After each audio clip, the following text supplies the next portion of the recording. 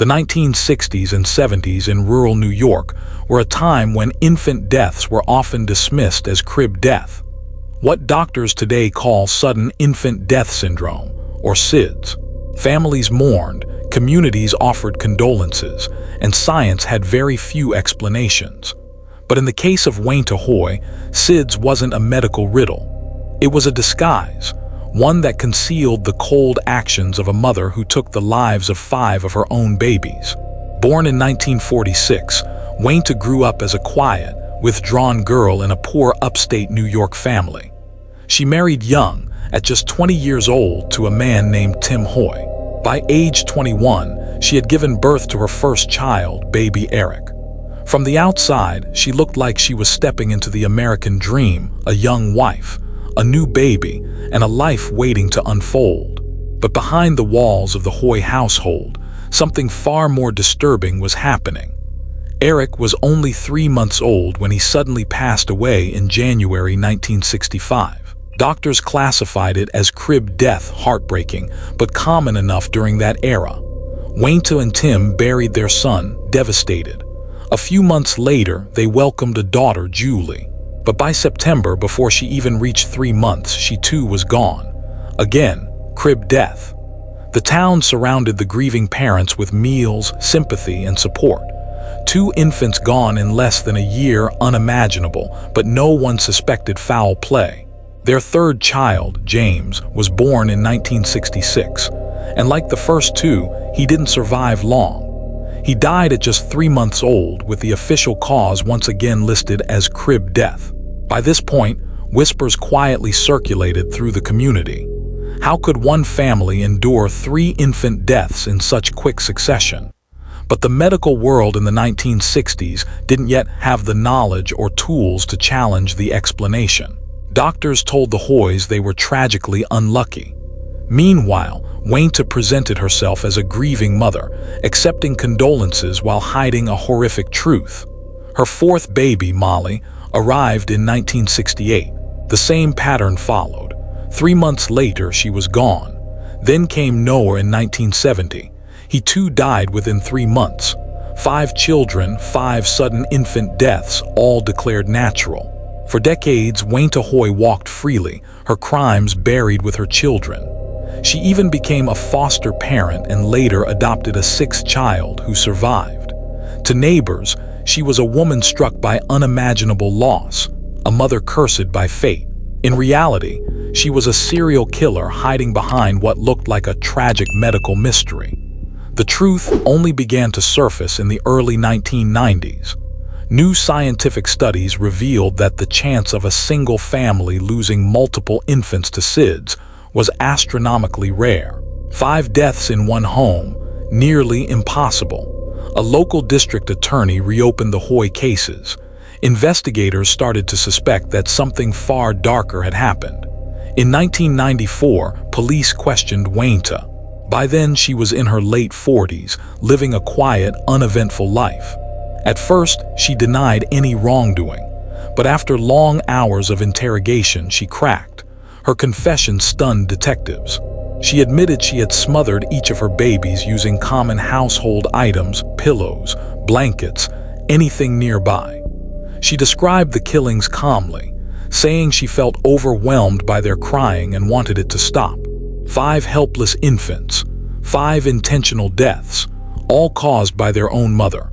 At trial, her defense claimed that Waneta had a low IQ and the mental capacity of a young teenager, someone easily pressured into confessing.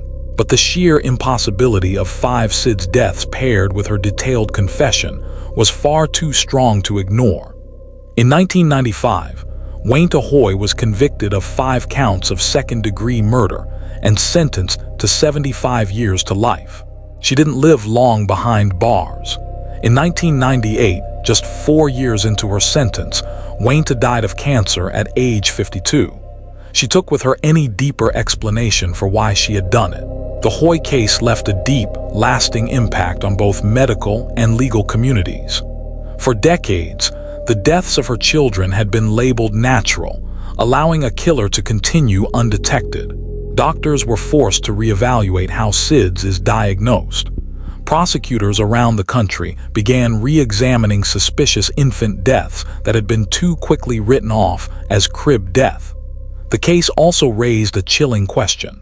Was Waneta Hoyt a mother who broke under the pressure of caring for multiple babies? Or was she a cold, calculated killer who used gaps in medical knowledge to hide her crimes? What makes her story so terrifying isn't just the number of victims, it's the betrayal involved. Babies cry as their only way to communicate, their signal for comfort and care. For most mothers, that sound triggers instinctive protection. For Waneta, it triggered violence. Instead of soothing her children, she ended their lives. 5 tiny graves, 5 futures stolen before they could begin, and all by the person meant to love them most. Today, Waneta Hoyt's name remains infamous. Her case is taught in medical programs and criminal justice courses as a stark reminder of how easily true evil can be mistaken for tragedy, and how long the truth can stay buried. In the quiet town of Schenectady, New York, tragedy seemed to follow one woman like a curse. Neighbors whispered about the bad luck, the heartbreak, the endless funerals. Marybeth Tinning bed one baby after another, 9 children in total between 1972 and 1985. For years, people believed she was cursed with the cruel hand of fate. But in reality, Marybeth wasn't a grieving mother at all. She was a killer, one of the most prolific maternal murderers in American history. Marybeth Rowe was born in 1942, the daughter of an abusive father who often reminded her she had been unwanted. She grew up shy, insecure, and desperate for attention. In 1965, she married Joe Tinning, a quiet man who worked at a nearby factory. They settled into a modest home in Schenectady and started a family. But motherhood for Marybeth wasn't about love. It became a stage for manipulation, sympathy, and ultimately murder. Her first child, Jennifer, was born in 1972. Within just a few days, Jennifer died suddenly at the hospital. Doctors believed it was meningitis, and the tragedy was written off as natural. The community rallied around Marybeth, showering her with sympathy. A year later, her son Joseph died at just 5 months old. Again, the cause was listed as sudden infant death syndrome, CRE death. Then, just weeks later, her daughter Barbara died the same way. 3 children dead in less than 2 years.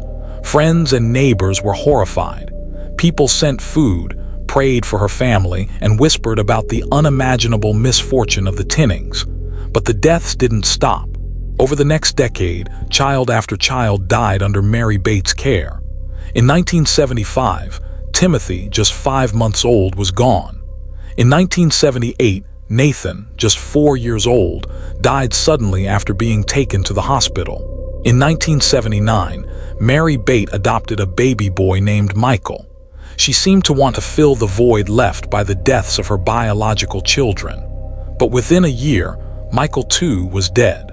By 1980, suspicions were rising. No family loses 7 children to natural causes. Doctors began quietly discussing the possibility of Munchausen syndrome by proxy or even murder. But without evidence, no one confronted her. In 1981, Marybeth's daughter, Mary Frances, died at the age of 4. A year later, her son Jonathan died at just 4 months old. And in 1985, her final child, Tammy Lynn, was born. Within months, Tammy was dead too, suffocated in her crib. 9 children, all dead. Finally, investigators could no longer ignore the pattern. In 1986, police confronted Marybeth after Tammy's death. During questioning, she confessed not to all 9 murders, but to sming 3 of her children, Timothy, Nathan, and Tammy Lynn. She admitted she had killed them because they annoyed her, and because she didn't want them around anymore. Even her partial confession was enough. In 1987, Marybeth Tinning was convicted of second-degree murder in the death of Tam Lynn. She was sentenced to 20 years to life in prison. Throughout the trial, Joe Tinning, her husband, stood by her. He claimed he never suspected her, never believed she could be guilty. Even after her conviction, he visited her in prison, insisting she was a good wife who had made mistakes. The loyalty baffled the public. How could a father watch 9 children die and not suspect? Some speculated Joe was in denial. Others believed he simply couldn't face the truth. Psychologists have debated Mary Bates' motives for decades. Some argue she suffered from Munchausen by proxy, a disorder where caregivers hung children to gain sympathy and attention. Others believe she was a narcissist who enjoyed the control that came with life and death. But her own words painted a colder picture. She told investigators she just didn't want the children anymore. Mary Bates' case shook the medical community. It forced doctors to reevaluate how sudden infant deaths are investigated.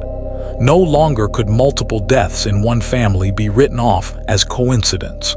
Pediatricians across the country began flagging repeated cases of crib death for deeper investigation, largely because of Marybeth Tinning. In prison, Marybeth lived quietly.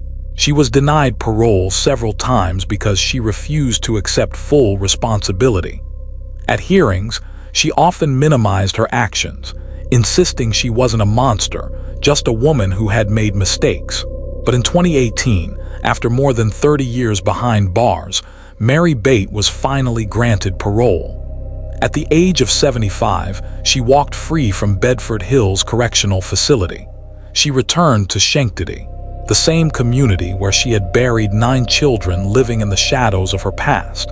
Her release sparked outrage. Many believed she should never have been allowed to breathe free air again.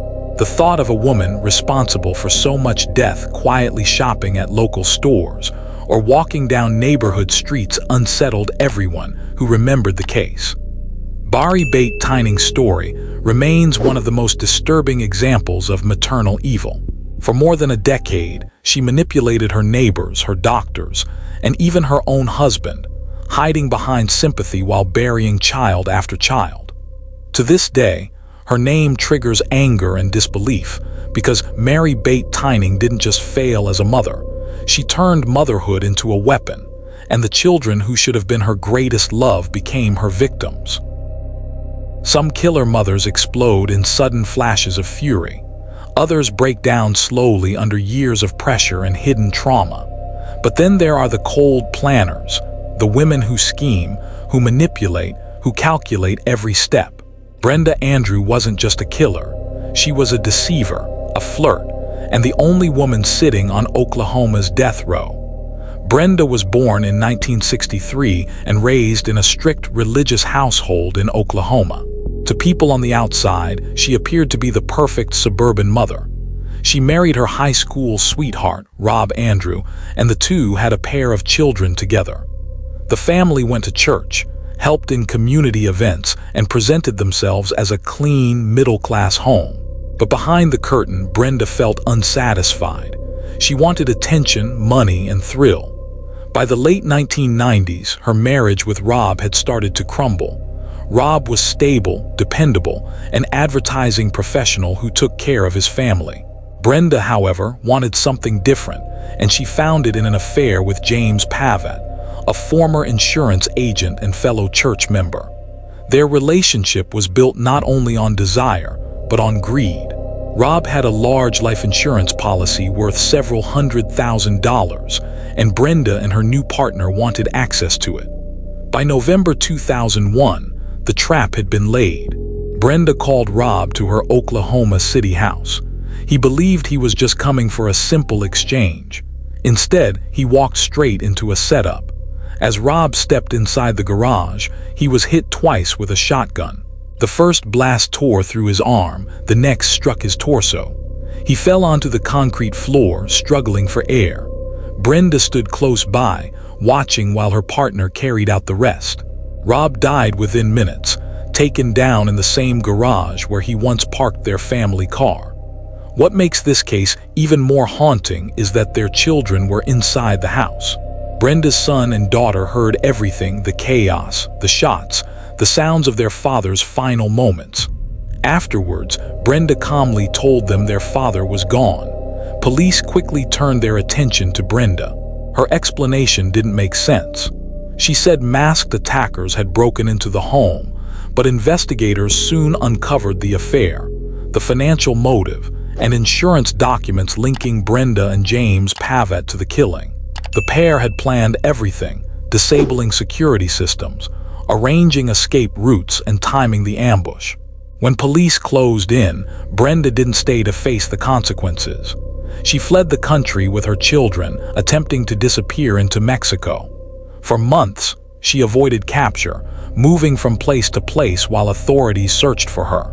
She was finally caught in Mexico in 2002 and sent back to the U.S. Her trial became a major headline in Oklahoma. Prosecutors portrayed Brenda as the ultimate femme fatale, a woman who used charm and seduction to control men and who turned to killing for profit. Evidence showed that Brenda staged intimate encounters to distract witnesses and even attempted to seduce members of her church for help. She wasn't just a killer. She was someone who used manipulation like a weapon. The most powerful testimony came from her own children. They described the night their father walked into the garage and never came back out. Their voices cracked as they recalled hearing the blasts that ended Rob's life.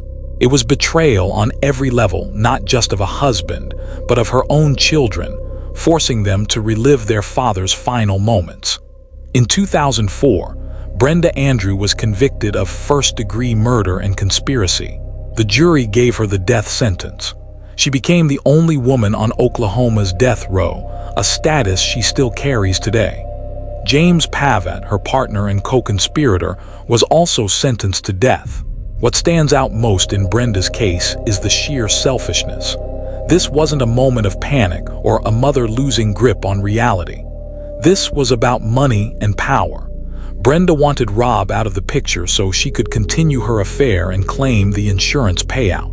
She put her own desires above her children's future, leaving them without a father and with the knowledge that their mother orchestrated everything. Brenda still insists she's innocent, saying she was framed and that unknown intruders committed the crime. But the evidence paints another picture: financial records, witness statements, and a trail of planning that connects her directly to the killing. Brenda Andrew's name may not appear in national news as often as Casey Anthony or Susan Smith, but in Oklahoma, she is notorious. A suburban mother who traded the image of a perfect life for a future on death row. She now sits in her cell at Mabel Bassett Correctional Center, fighting her conviction. But the shadow of her actions remains. Because in the end, Brenda wasn't just a mother who killed. She was a mother who schemed, who plotted, who moved each piece like a chess match. She used her role as a wife and mother to lower everyone's guard, then struck with deadly intent. Rob Andrew never had a chance, and her children were left with wounds no one can measure, forced to testify against the woman who brought them into this world, the same woman responsible for taking their father's life. A mother's instinct is to protect her children, to shield them from danger, and to raise them with unconditional love. But what happens when that instinct becomes twisted by a collapsing mind? What happens when a deeply religious mother suffering from one of the most extreme forms of mental illness starts believing that the only way to save her children's souls from eternal suffering is to methodically end their lives herself? To the outside world, the Yates family of Clear Lake, Texas, a suburb of Houston, appeared to be living a picture-perfect American dream. Andrea Yates was a former nurse and a devoted stay-at-home mother. Her husband, Rusty, worked as an engineer for NASA. They lived in a simple but comfortable home with their 5 bright, beautiful children: 7-year-old Noah, 5-year-old John, 3-year-old Paul, 2-year-old Luke, and 6-month-old Mary. They were a committed Christian family, and Andrea poured every bit of her energy into homeschooling and caring for her children. But behind this peaceful exterior, Andrea was locked in a desperate, agonizing battle with a mental illness that was destroying her from within. Her struggle with severe postpartum depression and postpartum psychosis was long and well documented. After giving birth to her 4th son, she suffered a complete breakdown, attempting suicide twice and being hospitalized repeatedly. Doctors diagnosed her with a severe psychotic disorder, and explicitly warned both her and Rusty that having another child could trigger a disastrous psychotic episode. Despite the warnings, they had a fifth child, Mary. And just as the doctors feared, Andrea's condition rapidly deteriorated. She became overwhelmed by religious delusions, believing she was a sinful, unworthy woman who had failed her children. She convinced herself that her kids were not developing properly because of her shortcomings, and that they were destined for an eternity in hell. On the morning of June 20th, 2001, Rusty Yates left for work, leaving Andrea alone with their 5 children. It would be the final time he saw them alive. Inside the quiet of their suburban home, Andrea's delusions reached their devastating peak. She believed the devil was inside her, and that the only way to save her children from endless torment was to send them to heaven. And the only way she saw to do that was to end their lives one by one in a methodical and terrifying sequence. She drowned each of her children individually in the bathtub. She began with the boys, and when her oldest, Noah, walked in and asked what was wrong with his baby sister, she chased him through the house, pulled him back into the bathroom, and forced him under the water as he fought to survive. She then placed all of their small bodies on her bed and covered them with a sheet. After the horrific act was complete, she calmly dialed 911. When the operator asked what was happening, she answered in a flat, emotionless tone, "I just killed my kids." She immediately called Rusty next. "It's time," she told him. "I did it." When officers arrived, they found a woman completely disconnected from the horror she had just caused, her mind seemingly shattered beyond recognition. The case of Andrea Yates instantly ignited a fierce national debate and set off a complex legal battle built around one central question. Was she a cold, deliberate killer, or a gravely ill woman in the grip of severe psychosis? During her first trial in 2002, prosecutors argued that despite her condition, she understood her actions were morally and legally wrong, making her legally sane. They highlighted the organized manner of the killings as proof of deliberate intent. A pivotal and controversial moment in the trial came from forensic psychiatrist Dr. Park Dietz, who claimed Andrea might have gotten the idea to plead insanity from an episode of the TV show Law and Order. The jury sided with the prosecution, found her guilty of capital murder, and sentenced her to life in prison. But the story didn't end there. Years later, it was discovered that Dr. Dietz's testimony was false. No such episode of Law and Order had ever existed. This bombshell revelation led an appeals court to overturn her conviction in 2005, granting her a new trial. At her second trial in 2006, the defense presented a far more complete and humane picture of the severity of her psychosis. This time, the jury viewed her not as a calculating murderer, but as a woman so deeply consumed by her delusions that she had completely lost touch with reality. They found Andrea Yates not guilty by reason of insanity. She was not released. Instead, she was committed to a high-security state mental hospital to receive the psychiatric care she had needed for years. As of Tuesday, August 26, 2025, Andrea Yates, now 60 years old, remains a patient at the Kerrville State Hospital in Texas. Her life is spent in quiet routines of therapy and structured work inside the facility. She reportedly passes her time creating artwork and watching home videos of the children she lost. Each year, she becomes eligible for a review for possible release, but each year she waives that right, choosing to stay in the hospital. Her case reshaped the American legal system and public understanding, shining a harsh light on the devastating realities of postpartum psychosis, and permanently changing the national conversation about motherhood, mental illness, and criminal justice. It is every parent's worst nightmare imaginable: a stranger, a gun, and your children taken within seconds. On the night of October 25, 1994, that nightmare seemed to transform into a terrifying reality in the small, quiet town of Union, South Carolina. A young, frightened mother named Susan Smith stood before television cameras, her face carved with sorrow, delivering a tearful, desperate plea for the safe return of her two little boys. A nation watched, cried with her, and hoped for a miracle. But what if those tears were nothing but an act? What if the grieving mother wasn't a victim at all, but the very person who had engineered the tragedy herself? The story Susan Smith told was disturbingly convincing. She claimed that while stopped at a red light, a black man had forced himself into her Mazda protege at gunpoint. After a short drive, he ordered her out and sped off with her two sons, 3-year-old Michael and 14-month-old Alex, still strapped helplessly in their car seats. The report triggered an immediate and massive law enforcement response. The FBI stepped in, and a frantic 9-day manhunt began. The story dominated national headlines everywhere. The innocent faces of Michael and Alex, smiling in photos, were shown across the country. Yellow ribbons were tied around trees in Union. Prayer gatherings were held, and the entire nation united behind Susan and her estranged husband, David, the devastated parents trapped in an unimaginable nightmare. On camera, Susan and David begged for their children's lives. "I don't know who you are or why you've taken my children," Susan cried into the microphones, "but please, for the love of God, bring my babies back to me." Her display was convincing. She looked like a mother shattered by grief, the embodiment of every parent's greatest fear. But as days passed, detectives started noticing unsettling flaws in her account. Her description of the alleged carjacker was strangely vague. During long police interviews, she appeared oddly emotionless, and she failed multiple polygraph tests.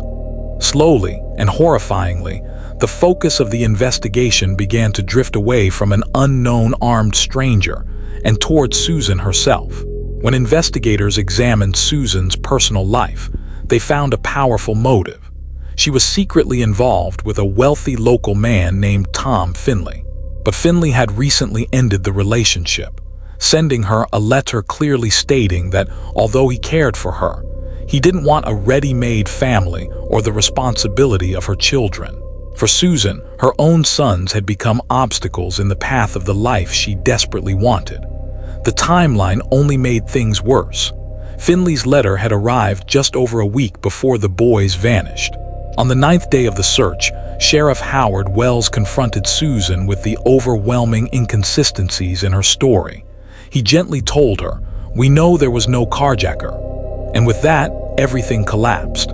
Susan Smith broke down and confessed to a crime so horrifying it shocked the entire world. There was no black man. There was no carjacking. The story was a complete lie, a racist invention created to hide an unthinkable truth. She admitted that she had driven her sons to the isolated, dark edge of John D. Long Lake. There, she stepped out of the car, released the handbrake, and watched as the vehicle slowly rolled down the ramp into the deep water, her children trapped inside.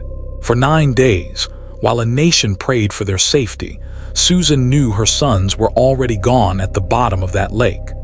The recovery of the vehicle became a moment of national heartbreak. Divers located the Mazda submerged 18 feet underwater. As it was pulled up, the haunting sight of the two little boys, still fastened into their car seats, was shown to a horrified public. The motive was as chilling as the act itself. She had killed her children coldly, believing it would free her to be with a man who didn't want them. The trial turned into a media storm. Prosecutors pushed for the death penalty, portraying her as a calculated, self-centered woman who exploited a racist stereotype to cover up murder. The defense, however, offered another view. They described Susan's deeply troubled upbringing, her struggle with depression, a teenage suicide attempt, and the years of sexual abuse she had suffered from her stepfather. They claimed she wasn't a monster, but a broken woman who experienced a mental collapse. In July 1995, the jury found Susan Smith guilty of 2 counts of murder. But after hearing about her traumatic past, they spared her from execution and sentenced her to life in prison. As of Tuesday, August 26, 2025, Susan Smith is 53 years old and housed at Leath Correctional Institution in South Carolina. She became eligible for parole in November 2024, which sparked nationwide outrage and demands to keep her behind bars permanently. Her story remains one of the most notorious cases of maternal filicide in the United States, a chilling tale of lies, betrayal, and a mother's love transformed into the ultimate form of evil.